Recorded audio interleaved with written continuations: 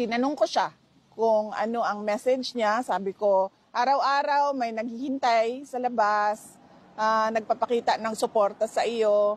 At tinanong ko siya, sabi ko, may gusto ka ba na message sa kanya? And then, giingon niya in Bisaya nga, tindog lang mo din ha, hantod sa kahangturan. But then, alam namin lahat na joke yon.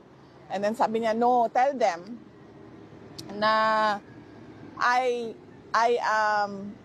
sandali by memory ko lang ito, ulitin.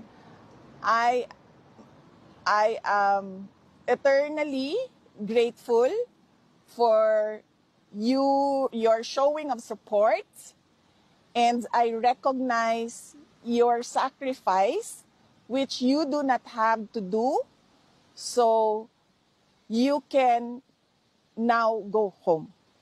Yun ang sabi niya. So, ano, uwi ba tayo? Hanggang sa dulo po, ma'am.